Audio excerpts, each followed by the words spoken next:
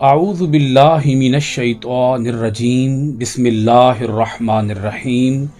معزز خواتین و حضرات، عزیز طلباء و طالبات، ڈیلی قرآن کلاس میں آپ سب کو خوش آمدید۔ امید ہے آپ سب خیر و عافیت کے ساتھ ہوں گے۔ اللہ رب العالمین کے فضل و کرم سے، اللہ تعالیٰ کے بے پایاں انعامات اور احسانات اور توفیقات کے ساتھ آج ہم 5ویں پارے کا آغاز کر رہے ہیں۔ 5ویں پارے کی سورۃ النساء کی آیت نمبر 24 آج ہم پڑھیں گے۔ اس آیت کو شروع کرنے سے پہلے اس آیت کے اہم نکات آپ کے سامنے بیان کر دوں۔ اس آیت مبارکہ کے اندر اللہ رب العالمین نے بتایا ہے کہ 3 قسم کی خواتین جن کے ساتھ نکاح کرنا حرام ہے، جو کہ اس سے پچھلی آیت میں آیت نمبر 22 اور 23 کے اندر بیان ہو چکی ہیں، جن کے اندر اللہ پاک نے 3 قسم کی عورتوں کے ساتھ نکاح کرنے کو حرام قرار دیا۔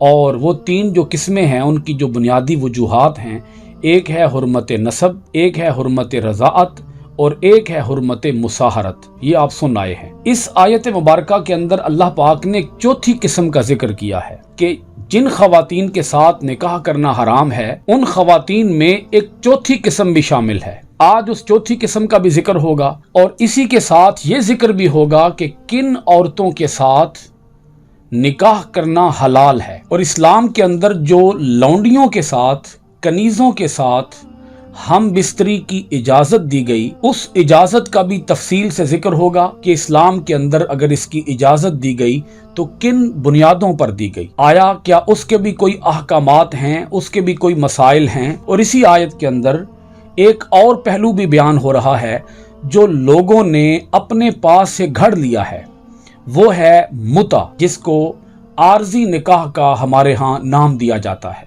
تو کیا یہ عارضی اور وقتی نکاح جائز ہے اسلام کے اندر یا یہ حرام ہے؟ اس کے دلائل آج کی اس ویڈیو کے اندر تو نہیں آ سکیں گے۔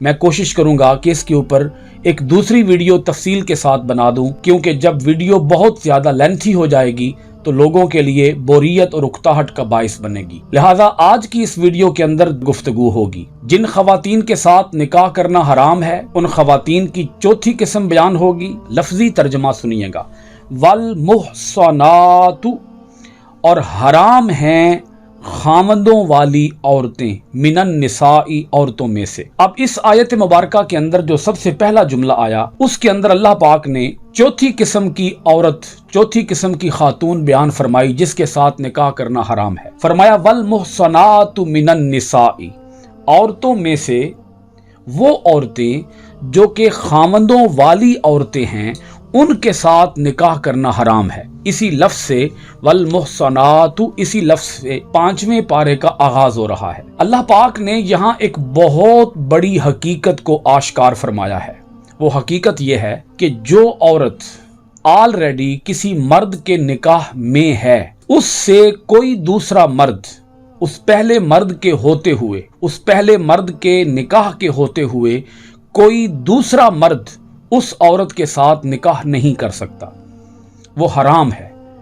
دنیا جہان کے تمام مردوں پر وہ عورت حرام ہے جب تک کہ وہ عورت کسی خامند کے نکاح میں ہے۔ اس وقت تک وہ تمام مردوں کے لیے، کائنات کے تمام مردوں کے لیے وہ عورت حرام ہے۔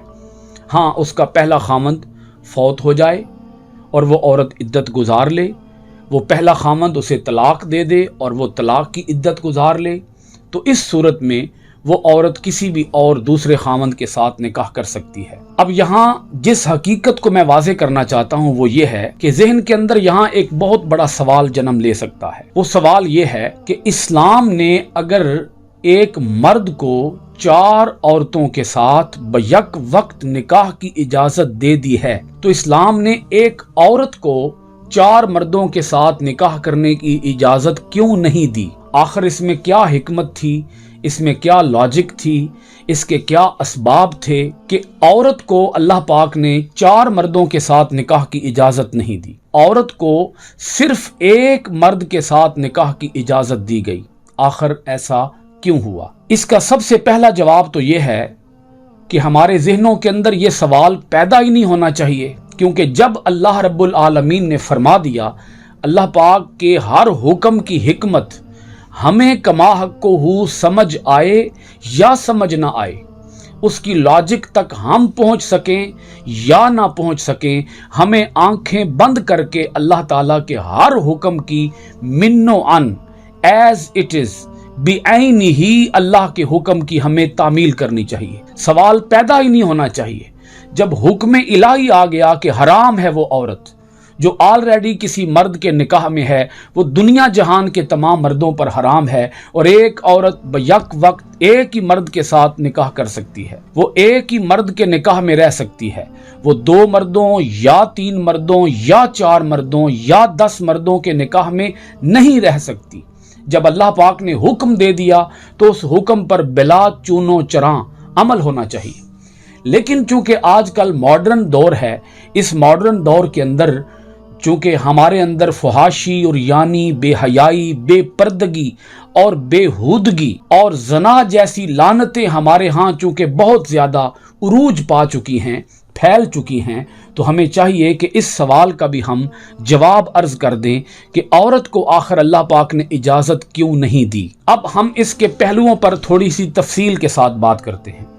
एक औरत एक मर्द से अगर हामिला हो जाए तो हामिला होने के बाद वो दूसरे मर्द से तो हामिला हो नहीं सकती। ऐसा तो मुमकिन नहीं है कि उसके पेट के अंदर 2 मर्दों का नुत्फा करार पकड़ सके और बयक वक्त उसके पेट के अंदर 2 मर्दों के हमल ठहर सकें, ऐसा तो मुमकिन नहीं है। लेकिन चूंकि साइंसी दौर है, कोई कह सकता है कि ये मसला तो हल हो सकता है।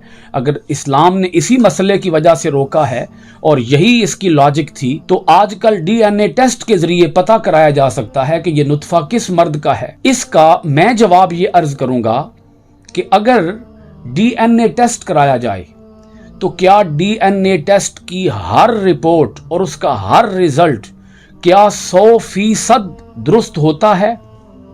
मेरी मालूमात ये है कि डीएनए टेस्ट के अंदर गलती का इम्कान मौजूद है। हो सकता है कि उस रिजल्ट के मुताबिक उस बच्चे का जो बाप डिक्लेयर किया जा रहा है उसका वो बाप ना हो, बल्कि जो दूसरा खामंद है वो बाप हो। तो ये एक मसला पैदा हो जाएगा कि आखिर इस बच्चे का बाप कौन है, उस औरत का कौन सा खामंद इस बच्चे का बाप है। लिहाजा बाप के तायुन के अंदर पेचीदगियां पेश आएंगी, मुश्किलात पेश आएंगी, गलती का इम्कान मौजूद है। उस डीएनए टेस्ट के अंदर भी और उसकी रिपोर्ट और उसके रिजल्ट के अंदर भी गलती का इम्कान मौजूद है।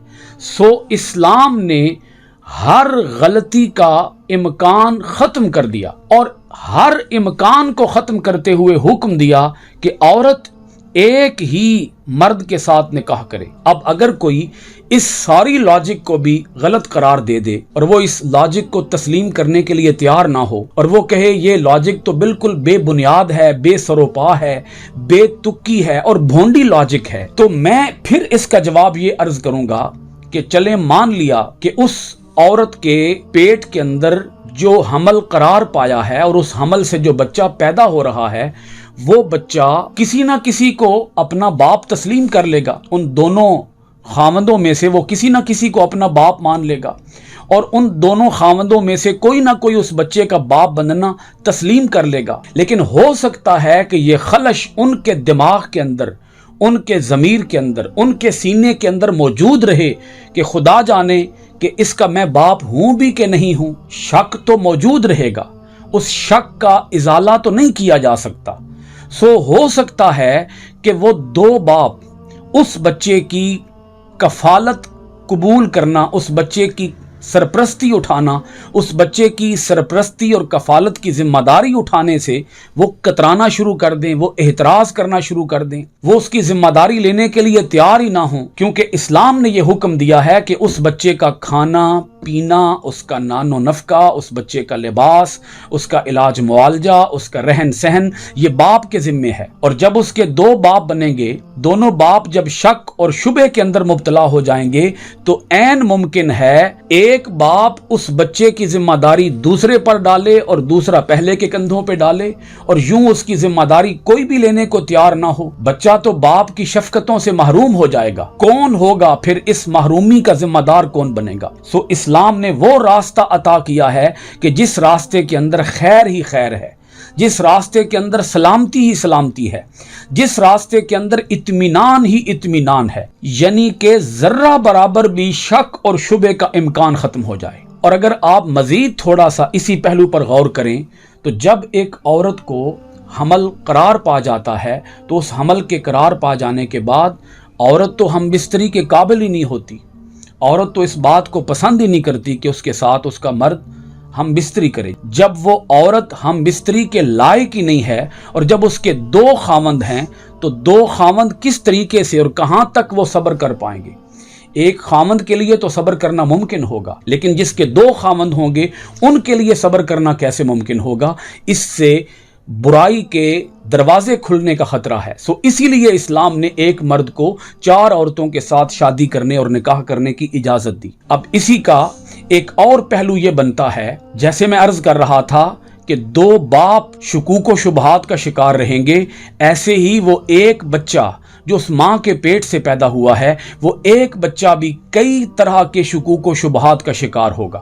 جب اسے پتہ چلے گا فلاں فلاں شخص جو میرا باپ نہیں لیکن میری ماں کا شوہر ہے، تو آپ اندازہ لگائیں کہ کیا اس بچے کے دل پر قیامت نہیں ٹوٹ پڑے گی؟ اس بچے کا جو ضمیر ہوگا وہ ضمیر کیا اسے جھنجھوڑے گا نہیں؟ اور وہ اپنی ماں کے بارے میں کس طرح کا ذہن بنائے گا؟ کیا ایسے گھروں سے بندھنے والا معاشرہ اسلامی ریاست کے لیے تقویت کا باعث ہوگا؟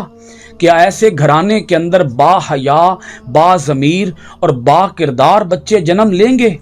اسلام نے وہ راستہ عطا کیا، اسلام نے وہ حل عطا کیا کہ جس کے اندر کسی قسم کی گمراہی کے پیدا ہونے کا کوئی خطرہ اور امکان ہی باقی نہیں ہے۔ تو اللہ پاک نے فرما دیا کہ جو عورت کسی مرد کے نکاح میں ہے وہ کسی دوسرے مرد کے ساتھ نکاح نہیں کر سکتی، کسی قسم کا بھی کوئی ازدواجی تعلق قائم نہیں کر سکتی۔ آج کی اس کلاس کے اندر اسی ایک پہلو پر گفتگو کو وائنڈ اپ کرتے ہیں، جو اس آیت کے اندر دوسرا پوائنٹ ہے کہ اسلام نے لونڈیوں کے ساتھ ہم بستری یا مباشرت کرنے کی اگر اجازت دی تو وہ کن حالات کے تحت دی اور کن وجوہات کے تحت دی اور اس کے لیے کیا احکام بیان کیے۔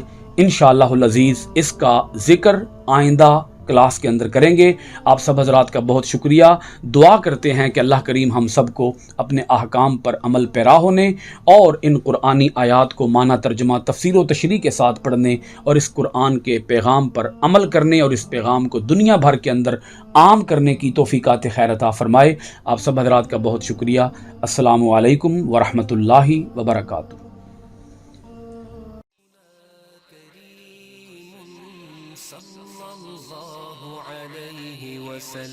سيدنا كريم صلى الله عليه وسلم، سيدنا كريم صلى الله عليه وسلم، سيدنا كريم صلى الله